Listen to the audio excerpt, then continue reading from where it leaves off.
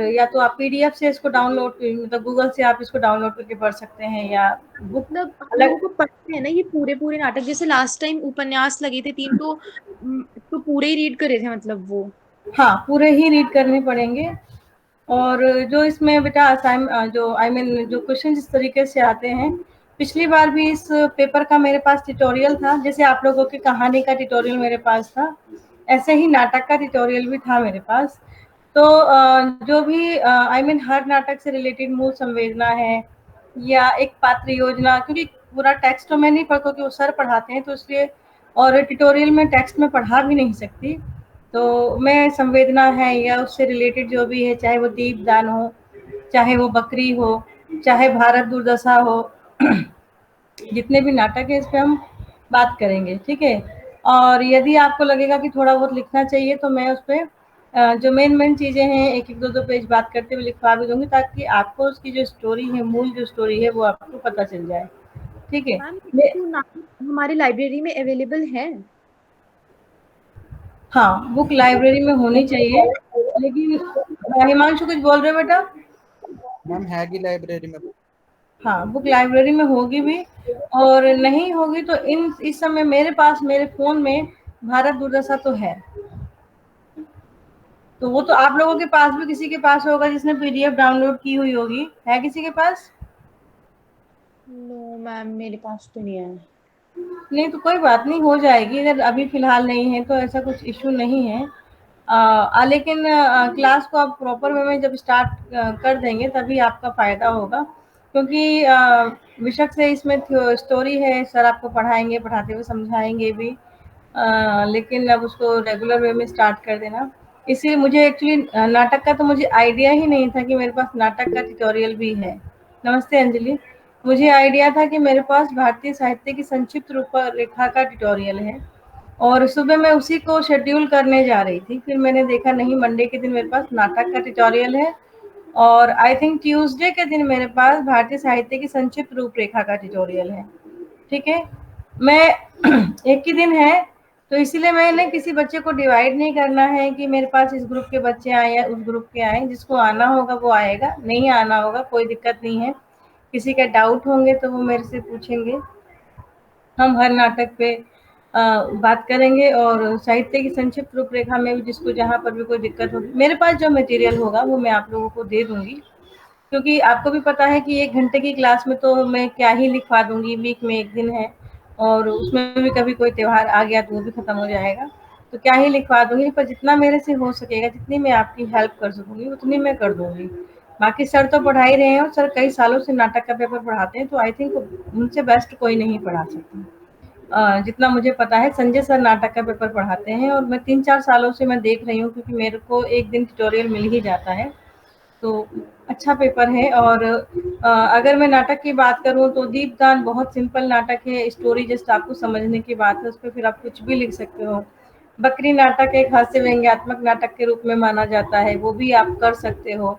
आराम से जस्ट समझने का आपको थोड़ा-सा लगेगा कि हाँ, इसको किस तरीके से समझ लें।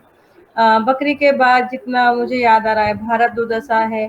तो भारत दुर्दशा, हम अगर भारतेंदु जी की रचनाओं, भारतेंदु जी के बारे में ही यदि हम जानेंगे तो भारत दुर्दशा हमारा उसमें ही पूरा समझ में हमको आ जाएगा।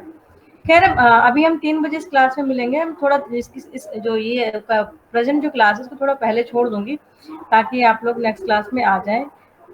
बाकी ट्यूटोरियल है, बच्चे आएंगे तो भी ठीक है, नहीं आएंगे तो जैसी आप लोगों की इच्छा उसमें रहेगी।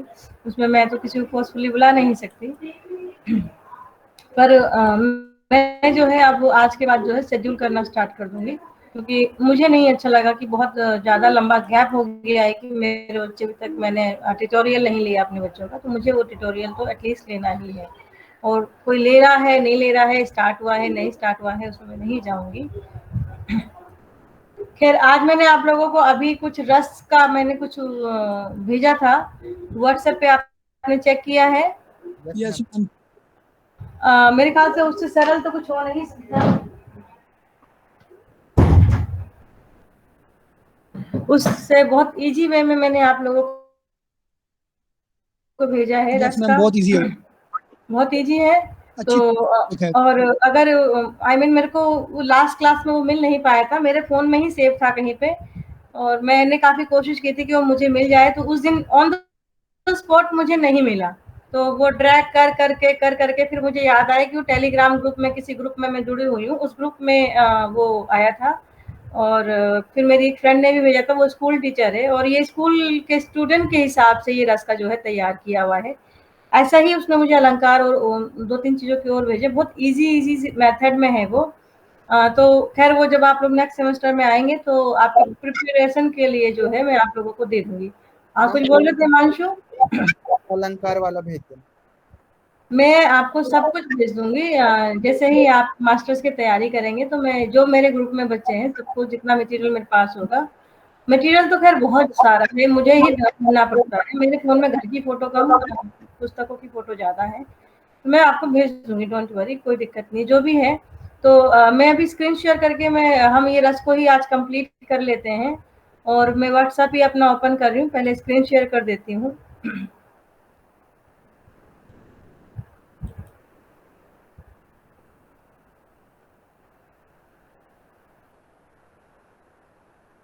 स्क्रीन शेयर हो रही है?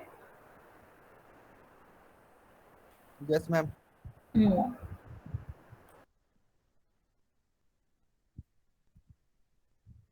मैम स्टॉप हो गई, लेफ्ट हो गई मैम का।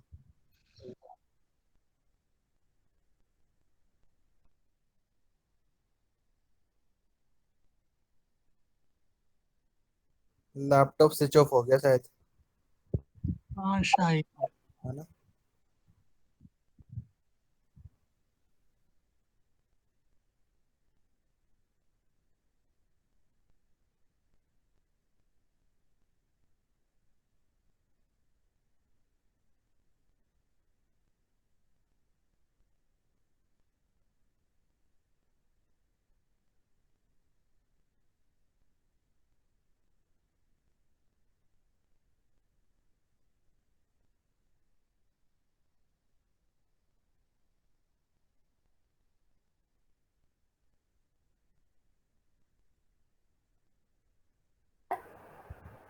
हेलो, आ रही है आवाज़ मेरी?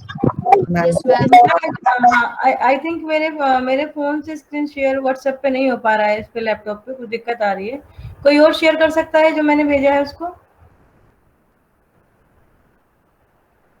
इस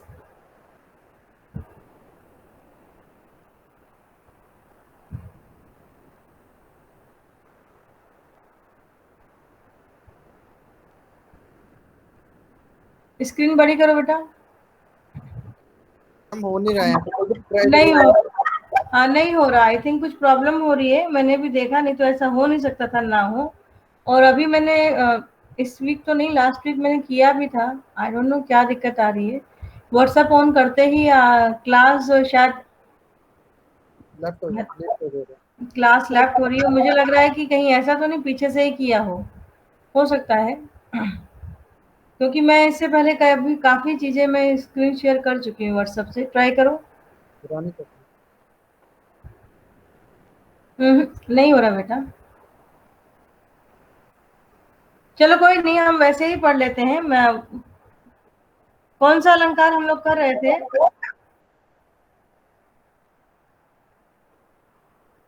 मैम रस। आवाज़ बहुत कम आ रही है, क्या बात है? रानी ट्राई कर रही है, करो। मैम नहीं हो रहा। नहीं होगा। नहीं हो रहा बेटा, मेरे लैपटॉप पे नहीं हो रहा, वो कहीं ना कहीं कुछ दिक्कत हो रही है, हो ही नहीं रहा है। मैं कोशिश तो कर रही हूँ, वरना ऐसा नहीं होता कि नहीं हो, पता नहीं कहाँ प्रॉब्लम है। और गूगल पे भी उस तरह की फाइल मुझे नहीं दिख रही है। नव्या कर रही है ट्राई। नव्या का हो गया, वेरी गुड। नव्या मैम कहाँ पे प्रॉब्लम हो रही थी बेटा? मैम फाइल से किया होगा शायद इसने, डॉक्यूमेंट वगैरह से। हाँ, ये हो सकता है। स्क्रीन बड़ी हो जाएगी नव्या?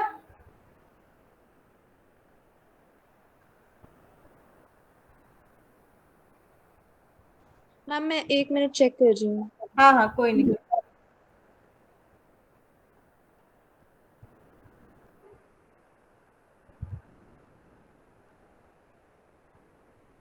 ठीक है, कोई नहीं, इतना ही बहुत है।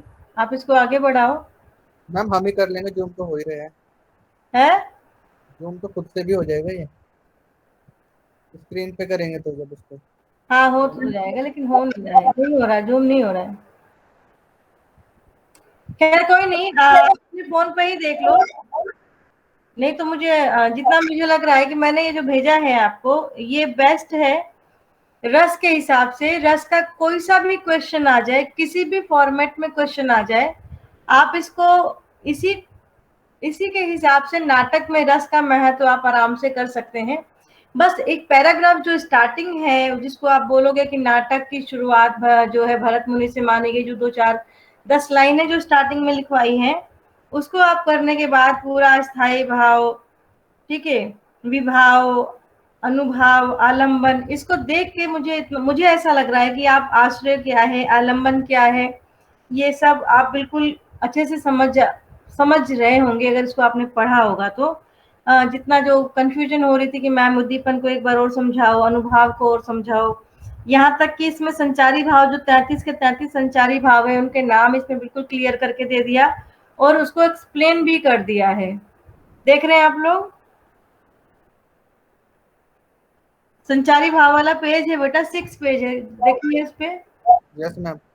ठीक है, इसमें सारे संचारी भाव के नाम भी हैं, तो 33 के 33 है, और साथ में इसको एक्सप्लेन भी कर दिया है कि निर्वेद का क्या मतलब है, दैन्य का क्या मतलब है, आवेग का क्या मतलब है, और काफी अच्छे तरीके से किया है। तो इसको आप आराम से, और ये इसमें से क्वेश्चन एमए में आए ना आए एंट्रेंस में, लेकिन नेट के पर्पज से ये बहुत ज्यादा उपयोगी है। इस पूरे रस वाले हिस्से में से नेट में एक क्वेश्चन फर्स्ट पेपर में, एक या दो क्वेश्चन आपका सेकंड पेपर में आ ही जाता है। तो इससे जो है ना आप बहुत अच्छे से इसको तैयार कर सकते हैं।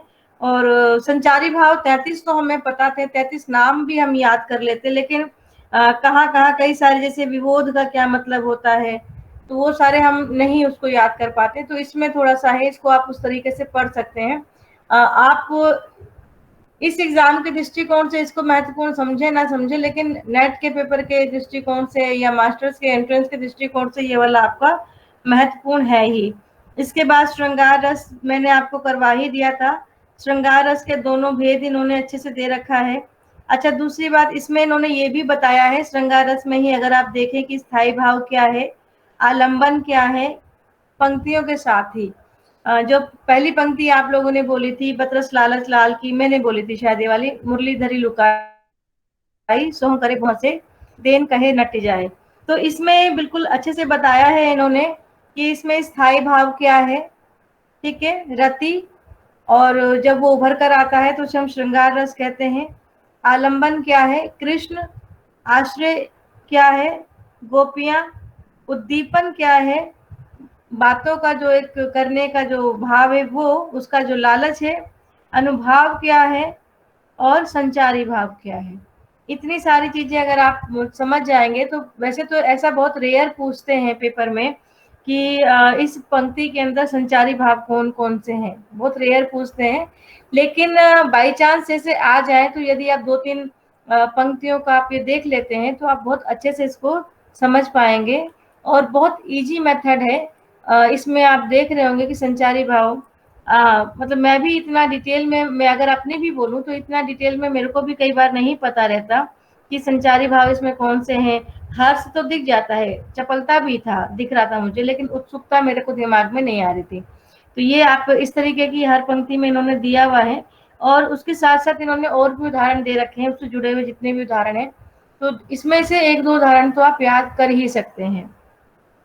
इसके बाद वियोग श्रृंगार में भी इन्होंने बिल्कुल दिखा रखा है। वियोग श्रृंगार का उदाहरण इन्होंने दिया हुआ है, मानस मंदिर में सती पति की प्रतिमा थाम, चलती सी उस विरह में बनी आरती आप, आंखों में प्रिय मिलनती, भूले थे सब भोग हुआ विषम, से भी उसका विषम व योग। अब इसमें भी स्थायी भाव वही है, प्रेम, आश्रय इसमें उर्मिला है, आलंबन जो है प्रवासरत लक्ष्मण है, जो लक्ष्मण गए हुए हैं, उद्दीपन आंखों में प्रियतम की मूर्ति है जिसको देखकर उसके मन में भाव जो है जागृत होता है, अनुभाव है, ठीक है, और संचारी भाव स्मृति, जड़ता, धैर्य, ये सारे संचारी भाव इसमें दिए हुए हैं। उसके अलावा अन्य उदाहरण भी है। ये हालांकि मैं आपको करवा चुकी हूँ, पर मुझे लगा कि इस पे थोड़ा सा मुझे और बात करनी चाहिए, तो ये आपको समझ में आ रहा होगा। और अच्छा ये बताओ कितने बच्चों ने इससे पहले इसको चेक किया था? हिमांशु ने तो किया था, कुलदीप तुमने? मैम मैंने इसको आज चेक किया, आपने जब सेंड करा था ना उसी टाइम देख लिया था मैंने इसको। अभी तो देख लिया था? और किस बच्चों ने इसको देखा था कि मैडम ने कुछ भेजा है तो हम देख लें? जी मैम चेक किया था। चेक किया था। बाकी श्वेता, राहुल, अंजलि, आप लोगों ने बच्चे? नहीं। मोहित, पूनम, कविता, तबस्सुम, रानी? क्या मैम? जो मैंने आपको रस वाला जब भेजा था, आपने ऑन द स्पॉट चेक किया था? Ma'am on the spot Yes, मैं तो चेक ma'am. नहीं कर पाई मैम, मैं बाहर आई हुई हूँ इसलिए। अच्छा अच्छा, कोई बात नहीं। मोहित शायद ट्राई कर रहा है प्रेजेंट करने की, लेकिन मोहित आप कर रहे हो बच्चे ट्राई? गुड। हाँ आ गया। इस पे तुम ये 64% इसको 100% करो जरा। मोहित ने सही किया, इसको डाउनलोड कर लिया और डाउनलोड करके ये इसको पीडीएफ को लेके आया लैपटॉप, है ना बेटा?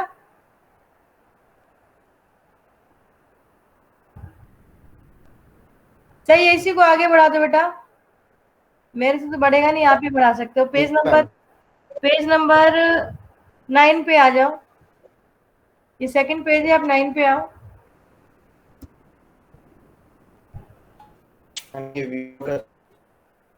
हाँ ऊपर से 100% हो गया, गुड।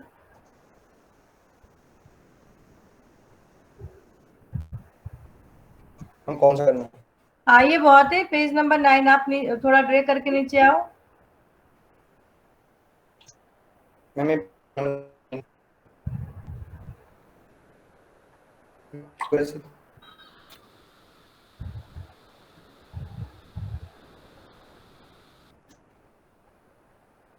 मोहित बच्चे पेज नंबर 9 पे लेके आओ।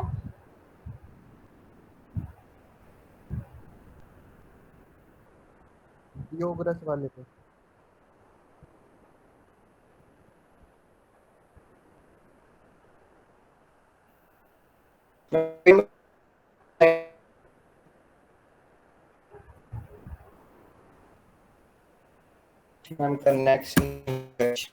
बेटा ये पेज जो साइड में दिख रहे हैं, हाँ बिल्कुल 9 पे आ गए, इसको सेंटर में लेके आओ। हाँ Yes, बिल्कुल।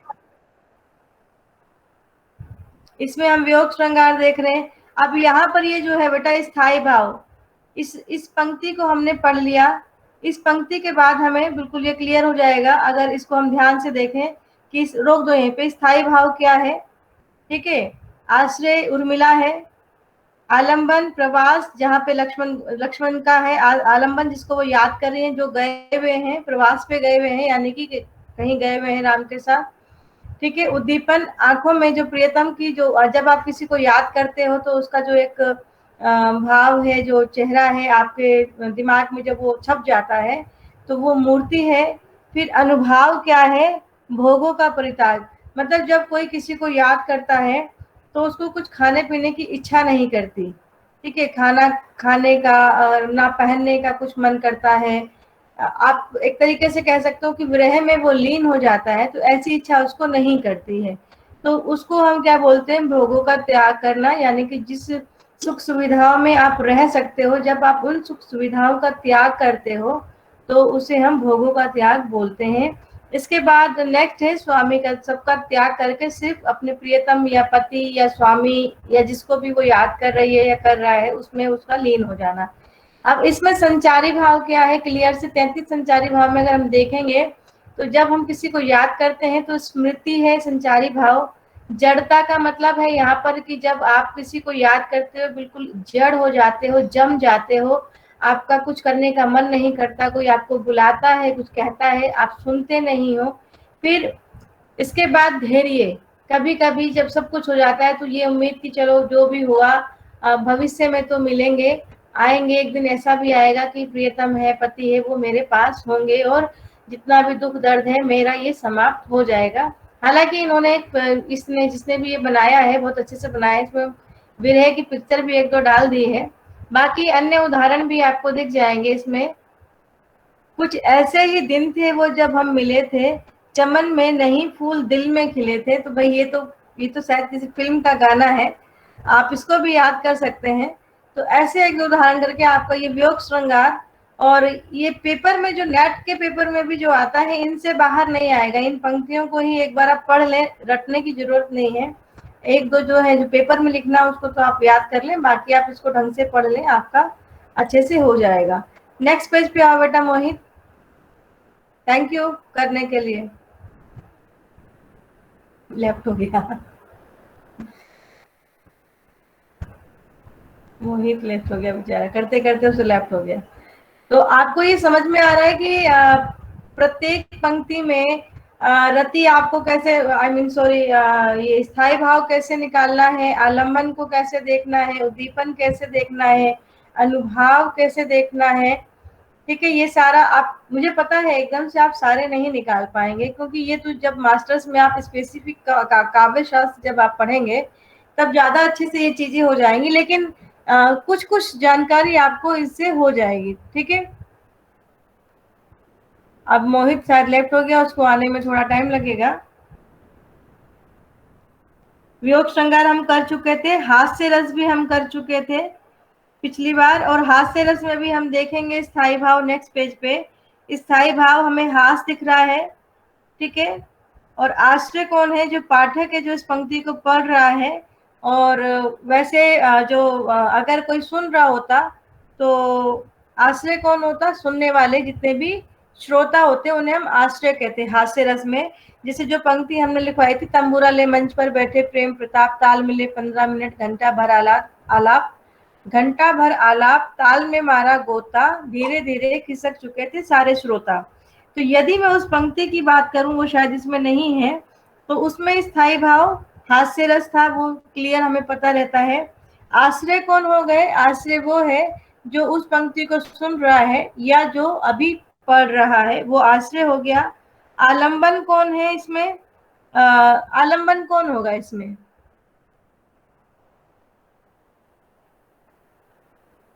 बताइए। तंबूरा ले मंच पर बैठे प्रेम प्रताप में आलंबन कौन होगा, अगर आश्रय प्रेम प्रताप, आलंबन हो गए। और उद्दीपन क्या है, उद्दीपन क्या होगा मैम तंबूरा। तंबूरा, वेरी गुड, समझ में आने लगा। और उसके बाद अनुभाव क्या होगा,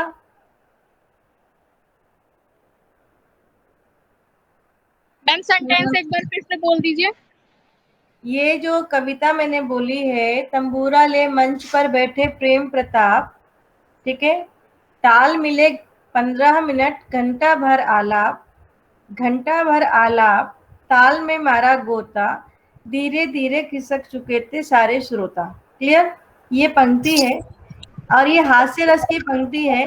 इस पंक्ति में स्थायी भाव तो हमारा हास है, ठीक है, आश्रय हमारा सुनने वाले श्रोता है। बेटा हास्य रस पे आ जाओ मोहित, ठीक है। आलंबन प्रेम प्रताप हो गए, क्योंकि अगर सुनने वाले श्रोता हमारे आश्रय हैं तो आलंबन प्रेम प्रताप हो गए। उद्दीपन जिसको जिसकी आवाज आ रही है वो हमारे कौन हो गए, तंबूरा हो गया। अनुभाव इसमें क्या होगा, अनुभाव इसमें क्या होगा, देखिए ये पंक्ति जो इसमें दी हुई है, विंध्य के वासी उदासी तपोवन धारी महाबिनु नारी, ये तो गौतम बुद्ध को लेकर है। इसमें गौतम बुद्ध का जो एक जो स्वभाव है वो बिल्कुल राम के तरीके से, वो तो उसमें दिया हुआ है। लेकिन मैं जो पंक्ति बोल रही हूँ उसके हिसाब से हम क्या कहेंगे, उसमें अनुभाव क्या होगा।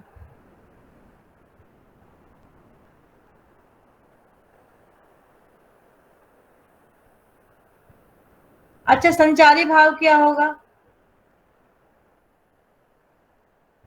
बताओ बेटा। तंबूरा ले मंच पर बैठे प्रेम प्रताप में संचारी भाव हर्ष होगा नहीं होगा,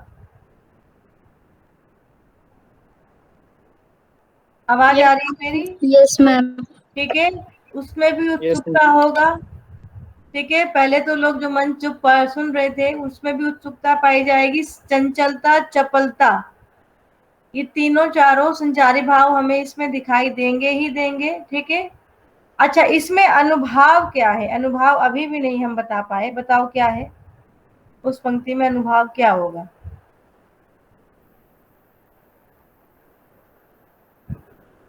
सोच के बताओ। अनुभाव का क्या मतलब है बेटा? अनुभव जोर से बोलो, मुझे आवाज नहीं आ रही हिमांशु। मैम, अनुभव। अनुभाव का मतलब है, अनुभाव के 4 भेद मैंने बताए थे, कायिक, वाचिक, सात्विक और आहार्य। 4 भेद बताए थे आपको। Yes ma'am. अनुभाव कायिक यानी कि जो आप पहनते हो, जिसको आंगिक को भी बोलते हैं, वाचिक बोलने वाला, सात्विक ठीक है, जो जिसमें आपका जो है सत्व, जैसे रोमांच होता है, वेपथु होता है, स्वर भंग होता है। आहार्य, आहार्य किससे रिलेटेड होता है? जो आप कपड़ा जो है पहनते हो, ठीक है। तो अब मुझे ये बताओ कि इस पूरी पंक्ति में जो मैंने बोला है उसमें आहार्य पहनने वाला होगा या नहीं होगा अनुभाव? होगा मैम। जब वो मंच पर आ रहे हैं तो तंबूरा को जो उन्होंने गले पे लटका रखा है, तो आहार्य भी इसमें अनुभाव पाया जा सकता है, उसमें तंबूरा हम लेके आ सकते हैं, ठीक है। उसके अलावा और कौन सा होगा? रोमांच भी होगा, क्योंकि हम यहाँ पे हास्य रस की बात कर रहे हैं, ठीक है। और वाचिक, वाचिक अनुभाव यानी कि जब वो बोलने की कोशिश कर रहे, बोल रहे हैं, ठीक है, तो वहां पर वाचिक अनुभाव भी हमें देखने को मिलेगा। तो यहाँ पर हमें क्या लिखना है? प्रेम प्रताप का जो कविता पाठ है, ठीक है, वो हमारा अनुभाव है। मतलब अगर मैं सिर्फ बोलने के संदर्भ में बोलूं तो प्रेम प्रताप का कविता बोलना अनुभाव है, प्रेम प्रताप का गले में तंबूरा लटकाना अनुभाव है, ठीक है। क्योंकि अनुभाव के 4 भेद हमने बताए हैं, कायिक, वाचिक, सात्विक और आहार्य। बताए हैं नहीं बताए हैं? यस मैम, बताया। ठीक है। तो आप उसी तरीके से हर पंक्ति में से वैसे इतना डिटेल नहीं आता है, पर फिर भी चूंकि मैं करवा रही हूँ तो मुझे लगता है एक बार हम बात कर लेते हैं, ठीक है। तो हमारा हास्य रस हो गया, अगले रस पे आ जाओ बेटा मोहित, करुण रस पे।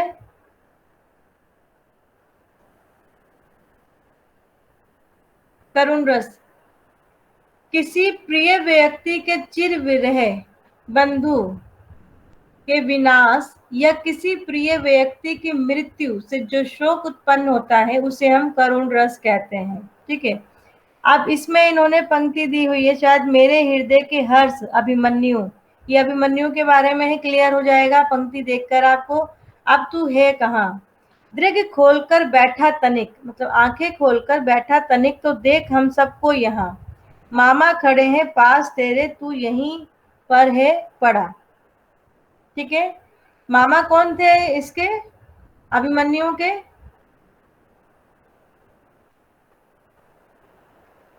कृष्ण जी। श्री कृष्ण थे। चलिए, आपको ये पंक्ति तो समझ में आ गई। अब जाहिर सी बात है, करुण रस की हम बात कर रहे हैं तो स्थायी भाव हमारा शोक हो गया। अब अभिमन्यु किसके पुत्र थे? हम अर्जुन। द्रौपदी के थे या दूसरी जो उनकी पत्नी थी, क्या नाम था उनका? सुभद्रा। है सुभद्रा? सुभद्रा। सुभद्रा के वो थे। हालांकि लिखने वाले ने द्रौपदी लिख दिया है, लेकिन इसमें आश्रय जो है द्रौपदी और सुभद्रा दोनों आएगा। क्लियर? दोनों ही रो रही हैं। हम अपने आप से इतना हम सोच सकते हैं। आलंबन कौन है?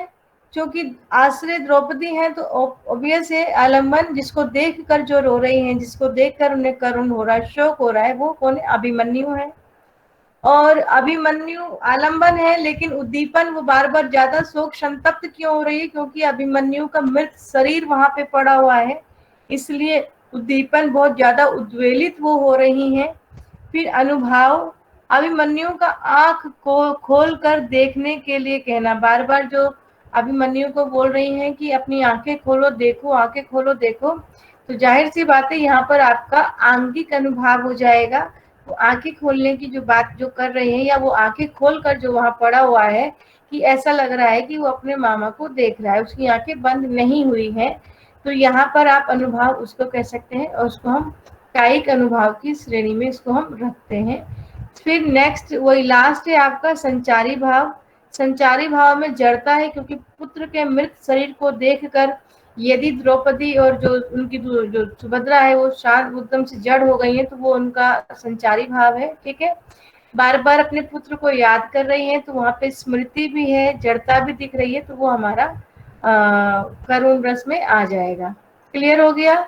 अब मुझे ये बताओ कि ये जो 6 चीजें हैं, स्थायी भाव। अच्छा, एक काम जरूर करना, अगर पेपर में ये आ जाए कि नाटक में रसों के महत्व को स्पष्ट कीजिए, तो प्लीज, सबका तो नहीं कर पाओगे, लेकिन जो स्टार्टिंग में जो फर्स्ट उदाहरण आप देना, ठीक है, तो उसमें आप बता देना ये इस तरह का कि एक पंक्ति देके इसमें ये आश्रय है, ये स्थायी भाव है, आलम्बन है, उद्दीपन है, अनुभाव है। एक किसी भी एक पंक्ति का जहां पर आपको लगे, आप इसको जब ऐड करेंगे शुरुआत में, जब नाटक के बारे में जब पूरा आप लिख देंगे, और उसके बाद आप या तो जब आप ये अनुभाव के बारे में बता रहे होंगे, ये विभाव स्थायी भाव, विभाव, अनुभाव जब आप कर देंगे, तीनों को करने के बाद लास्ट में एक उदाहरण देके उन तीनों चारों को आप स्पष्ट जरूर कर देना संचारित, तो वो आपका आंसर बहुत ही अच्छा बन जाएगा, और जो शिक्षक होगा उसको लगेगा कि हाँ, इन बच्चों ने अच्छे से तैयारी की हुई है। तो ऐसा आप करना जरूर, बाकी आपकी अपनी इच्छा है। ठीक है, अगले रस पे आ जाओ बेटा, हास्य, उसके बाद करुण रस के बाद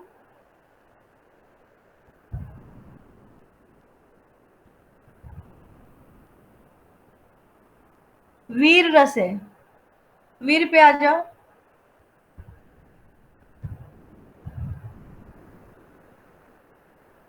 शत्रु के उत्कर्ष को मिटाने, दीनों की दुर्दशा देख उनका उद्धार करने, धर्म का उद्धार करने आदि में जो उत्साह कर्म क्षेत्र में प्रवृत्त हो, उसे हम वीर रस कहते हैं। अगर ये शब्द सेंटेंस लिख पाओ तो अच्छा है, नहीं तो जब किसी भी चीज को करने के लिए या देशभक्ति के प्रति जब उत्साह का भाव जब आता है, तो उसे हम वहां पर हम वीर रस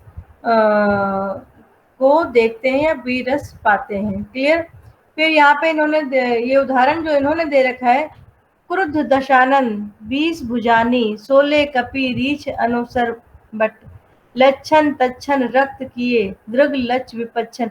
ये बताओ, ये पंक्ति समझ में आ रही है? दूसरी पंक्ति ले लें। नव्या, बच्चे, ये पंक्ति आपको समझ में आ रही है? पूनम? Yes ma'am.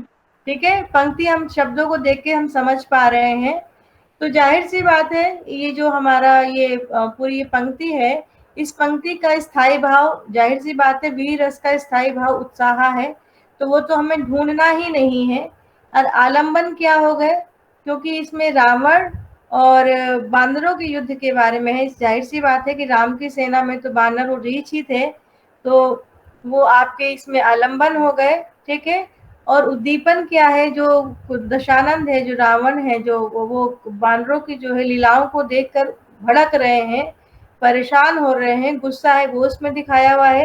अनुभाव क्या है, जो जिसको हम कायिक अनुभाव की श्रेणी में रखेंगे, आंखों का लाल हो जाना, फिर शत्रुओं के सिर काटना, ये सारी चीजें इनका अनुभाव है। ठीक है, तो एक तो उनका आहार्य कि हाथ में अस्त्र है, वो उन्होंने धारण जो किया है वो आहार्य अनुभाव के अंतर्गत आ जाएगा, और नेत्रों का लाल होना जो है आपका कायिक, या आप उसको आंगिक में ले सकते हैं, आंगिक अनुभाव के अंतर्गत आ जाएगा। दोनों अनुभाव का अंतर समझ रहे हो? नव्या, श्वेता, हिमांशु, कुलदीप, जो भी हैं सब लोग? Yes ma'am. ठीक है, दोनों का अंतर बेटा समझ लोगे तो अच्छा है। तो यहाँ पर हमें क्लियर दिख रहा है कि शत्रुओं के सिर काटना, शत्रुओं का नहीं आ रहा समझ। रानी, अनुभाव का 4 तरह के अनुभाव हैं।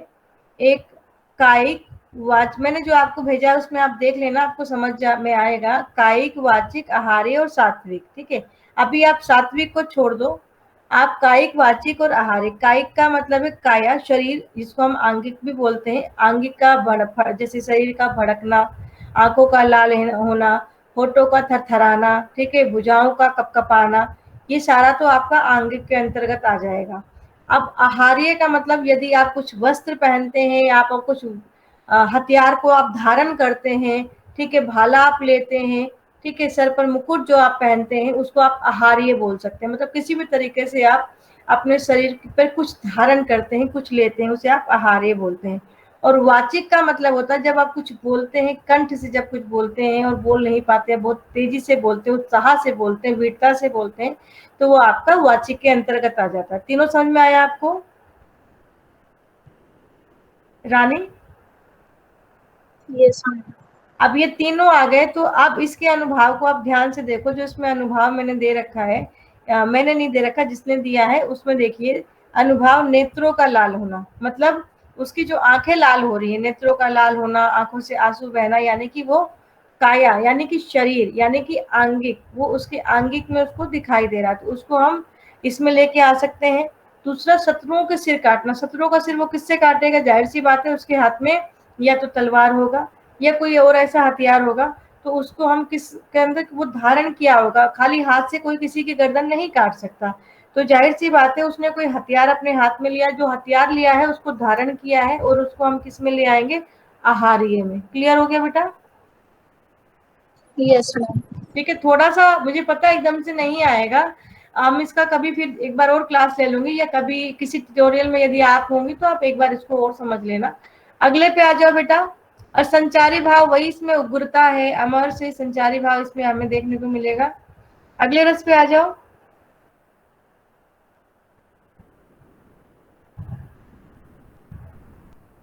रौद्र रस। रौद्र रस में और वीर रस में क्या अंतर है, ये मुझे पहले बताओ कोई एक बच्चा। रोक दो बेटा यहीं पे। मैम रौद्र में तो गुस्से वगैरह में होते हैं, और जो दूसरा वाला और मैम वीर में किसी किसी की वीरता। वगैरह में। हाँ रानी, अब तुम बोलो क्या बोल रहे थे बेटा? मैम रौद्र रस में किसी का क्रोध दर्शाता है और वीर रस में किसी की वीरता। उत्साह। सबको ये अंतर पता है? Yes ma'am. Yes ma'am. Anikesh तुमको?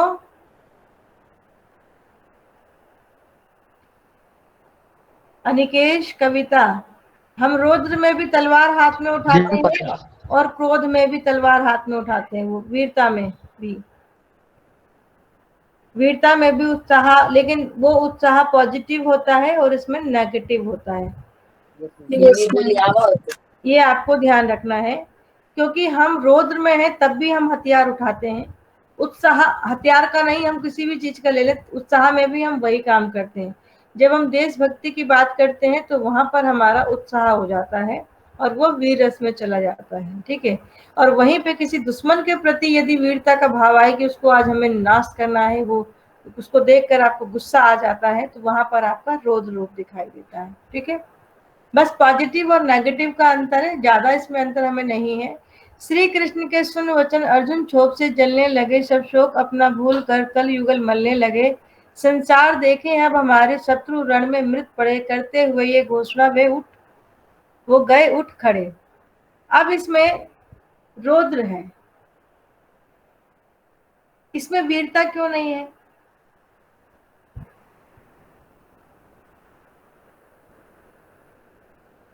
हिमांशु, मुझे ये बताओ, इस पंक्ति में वीर रस क्यों नहीं है? मैम गुस्से में थे ना, गुस्से में थे। अब वो आप, हाँ बोलो बेटा कुलदीप। मैम इसमें बदले की भावना आ जाती है मैम, इसलिए इसमें रौद्र रूप आ जाता है एकदम से, कि उन्होंने देखा कि अभिमन्यु का वध हो चुका है, इसके कारण वो पूरे गुस्से में आ जाते हैं। अनिकेश तुम बताओ। मैम यहाँ पर गुस्सा ही दर्शा रहा है, इसलिए रौद्र। यहाँ पर गुस्सा ही दर्शा रहा, उत्साह तो है लेकिन गुस्सा उत्साह पे भारी है। अब उसको ये नहीं दिख रहा कि मेरे दोस्त हैं, मेरे भाई बंदे, सीधा गुस्सा है, और अब उसको लग रहा है कि ये मेरे दुश्मन है और मुझे इनको हराना है, ठीक है। तो इसलिए यहाँ पर रौद्र रस से क्रोधित हो गए, क्रोध आ गया। जबकि यही भाव वीरता में भी पाया जाएगा, लेकिन जब वो पॉजिटिविटी में आ जाए तो वहां पर हम वीर रस ले आएंगे। पर इसके अंदर रौद्र रसी कहलाएगा। ठीक है, इसमें आलंबन क्या है? आलंबन ये है कि अभिमन्यु के वध पर कपटी दुराचारी, जो ये अभिमन्यु का जो वध हुआ है, अन्याय को रोका, हर्ष प्रकट करना, मतलब अभिमन्यु का जो वध है उस पे जो एक इनको आलंबन हुआ कि ऐसा नहीं होना चाहिए था। और कृष्ण के जो वचन है उसमें कहते हैं ना, घी में, आग में घी डालने वाला काम जो किया है वो श्री कृष्ण जी के वचन ने किया है। और अनुभाव क्या है? अर्जुन के वाक्य जो क्षोभ से जलते हुए वो गुस्से में आंखें लाल होना, हाथों को मलना, वही देखिए अनुभाव बिल्कुल वही है जो आपके वीर रस में आपको मिलेंगे। ठीक है, तो वही है आंखें लाल होना, जलना, हाथों को मलना, वही अनुभाव। मैंने कहा ना कि सब चीज अंतर नहीं, अनुभाव वही है। उत्साह में भी आप क्या कहते हैं, कई बार हाथों को मलते हैं, ठीक है, और आंखें लाल बेशक से नहीं होती लेकिन बाकी चीजें होती हैं। फिर संचारी भाव क्या है? इसमें उग्रता होगी, चपलता हमारे पहले भी थी, चपलता हमारे हास्य रस में भी मिलेगी, लेकिन वो चपलता चंचलता में थोड़ी सी कन्वर्ट हो जाएगी और उग्रता और आवेग हमें इसमें दिखाई ही देगा। क्लियर? अगले उस पर आ जाओ बेटा। मैम ये मैथिली शरण गुप्त की पंक्ति है। हाँ, पंक्ति मैथिली शरण गुप्त की याद रखना है। आगे आओ बेटा।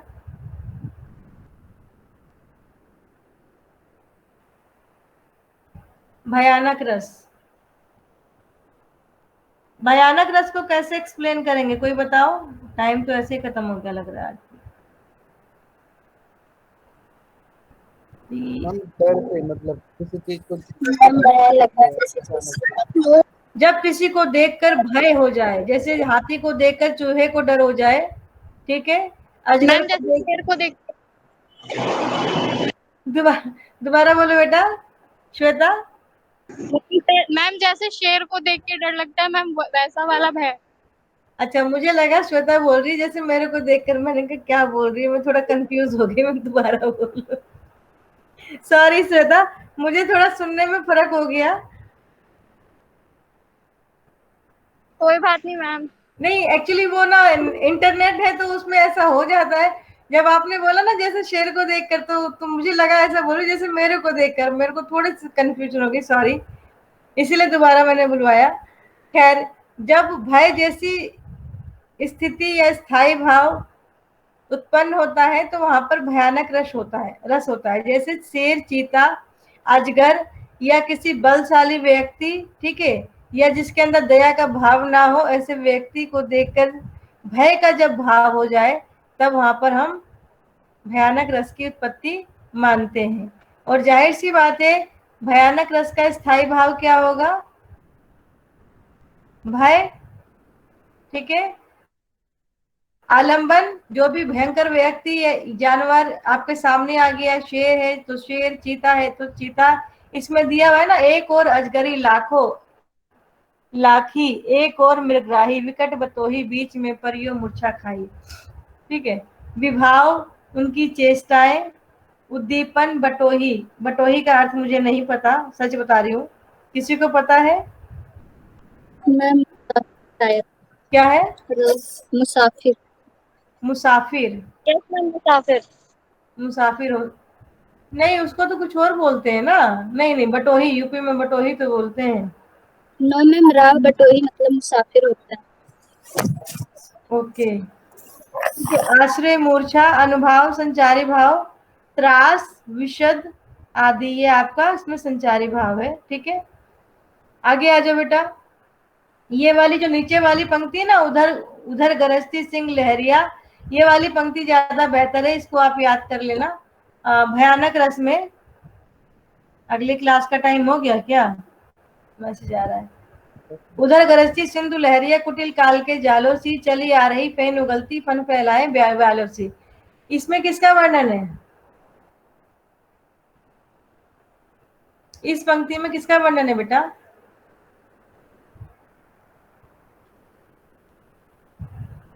कोई बताएगा? उधर गरजती सिंधु लहरिया, कुटिल, इसमें दो अर्थ निकल के आएंगे, दो अर्थ।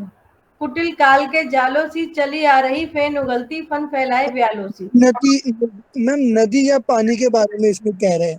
एक तो समुद्र में जब लहरें उठती हैं उसका वर्णन है, और एक भयंकर सेना, जब मैम हाँ बोलो। मैम ये बाढ़ के मौके का भी हो सकता है ना, जैसे एकदम से पानी आ जाता है, नदियाँ हम उफान हाँ, जाती मतलब इसके कई अर्थ हैं। इसको हम जैसे हम समासोक्ति और अतिशय उसमें भी ले सकते हैं।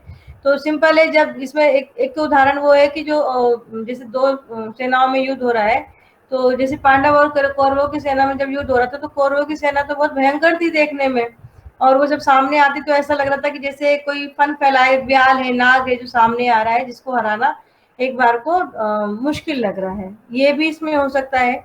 दूसरा, समुद्र की लहरें जब बहुत ऊंची उठती हैं तो उसको देखकर इंसान डर जाता है कि पता नहीं अब किस किस लोगों को, कितने शहरों को लील लेगा। बिल्कुल ऐसा लगता है सांप के भांति वो आएगा और एकदम से एक शहर को अपने ऊपर डुबो जाएगा। और उसमें आप वही नदी भी जब ज्यादा उफान पर होती है, तो उसको अभी इसमें आप अर्थ निकाल सकते हैं। ठीक है, तो यहाँ पर भी भय की स्थिति है कि सामने वाली धुरंधर सेना को देखकर डर आ जाना, या समुद्र की ऊंची ऊंची लहरों को उठती हुई देखकर डर जाना कि अब वो किसको निगल लेगा। ये समुद्रों, ये नदियों में ऊंची ऊंची जब लहरें उठती हैं, समुद्र, ये नदी जब बहुत उफान पर आती है और अपने लेवल से ऊपर बहने लगती है, तब वो काफी शहरों को बहुत परेशान कर देती है। तो उसको देखकर भी भय की स्थिति पैदा हो जाती है, जैसा आज की डेट में कई शहरों में हो रहा है। जैसा अभी कहाँ पर कोचिंग होती है, राजस्थान में कोटा में नदियां जो है अपने लेवल से बाहर आ गई हैं और शहरों को परेशान कर रही हैं, तो वो इसमें आपका आ जाएगा। ठीक है, अगले पे आइए बेटा। मैम ये वाली जयशंकर प्रसाद की थी। हाँ, ये उन्हीं की है। ठीक है, हम तो इसी में अटक गए बेटा, मेरी तो क्लास भी खत्म होने वाली है, अगली स्टार्ट होने वाली है। अब विभत्स रस का मतलब है जब किसी भी सड़ी गली चीज को देखकर एक घिन का भाव आपके मन में पैदा होता है। ठीक है, तो वहां पर विभत्स रस होता है। अब मैं ऐसे ही आगे बढ़ चलूंगी, अब इसमें आप लोग स्थायी भाव देख लेंगे। अगले पे आ जाओ बेटा। इतने मेरे ख्याल से अब आप लोग कर पाएंगे। विभत्स हमारा हो गया है। विभत्स के बाद हमारा अद्भुत रस है। जब किसी चीज को देखकर आश्चर्य का भाव, सरप्राइज का भाव यदि आता है, तब वहां पे हमारा अद्भुत रस होता है। तो अद्भुत रस का हमने उसका दिखाया था ना, यशोदा का, शायद हमने, देख यशोदा शिशु के मुख में सकल विश्व की माया, क्षण भर को वो बनी अचेतन, हिल न सकी कोमल काया, ये वाला कराया था मैंने शायद। Yes ma'am. ठीक है, तो वो हमारा अद्भुत रस, मतलब जहां पर भी सरप्राइज हो एकदम से, जिस पे आप बिलीव ना कर सके, जब ऐसी स्थिति उत्पन्न होती है, तो वहां पर हम अद्भुत रस की संकल्पना करते हैं। और शांत रस वही बात है जब इस दुनिया से एकदम से मुक्त होने का मन करता है। ठीक है, संसार के प्रति उदासीनता का यदि भाव पैदा हो जाता है कि संसार तो बेकार है, मोह माया है, इसमें क्या रखा है। ठीक है, तब पर आप शांत रस की परिकल्पना या शांत रस के बारे में सोचते हैं, शांत रस की भावना होती है, भावना होती है। ठीक है, जब जैसे आप देखते हैं ना, दो चार ये अभी कोरोना काल में बहुत सारे लोग जो हैं बिल्कुल शांत हो गए होंगे, शांत में चले गए होंगे, चलो तो दुनिया है, दीन है, सब ऐसा ही है, मोह माया है, ऐसे ही जगती बिखरती रहती है, कुछ नहीं है, कुछ नहीं रखा। काफी लोग आपको ऐसे बोलते हुए मिले होंगे, मिले हैं। इस कोरोना काल में काफी लोग दुनिया के प्रति उदासीन दिखाई दिए हैं आप लोगों को। जी मैम, बहुत ज्यादा। ठीक है, तो वो आपका शांत रस का उदाहरण है। आपका वात्सल्य रस और भक्ति रस, बच्चे के प्रति प्रेम है तो वात्सल्य, और ईश्वर के प्रति प्रेम है तो भक्ति रस। मैं आज आपको यहीं पे छोड़ूंगी क्योंकि अभी मुझे अटेंडेंस लेनी है। बेटा इसको आप हटा दो, ये थैंक यू मोहित, अभी आप हटा दो, मैं फटाफट अटेंडेंस ले लेती हूँ। हिमांशु, रानी, कल नया टॉपिक स्टार्ट करूंगी। कोई इसमें कुछ रह गया हो तो आप कल पूछ सकते हैं। नव्या, आपको समझ में आ गया पूरा बच्चे?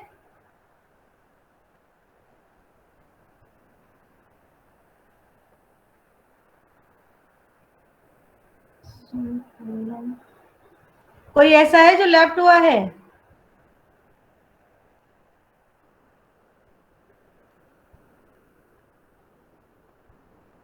मोहित ने काफी हेल्प किया आज, मेरे फोन से तो हो नहीं पाया आज, पता नहीं क्यों। कोई बच्चा ऐसा है जो लेफ्ट हुआ है बेटा यहाँ से? No ma'am. No ma'am. हाँ चलो ठीक है, ओके थैंक यू। अब मिलते हैं 5-7 मिनट बाद, नेक्स्ट क्लास ज्वाइन करना, ठीक है, अगर मन हो तो। Okay ma'am. ओके बच्चे, बाय।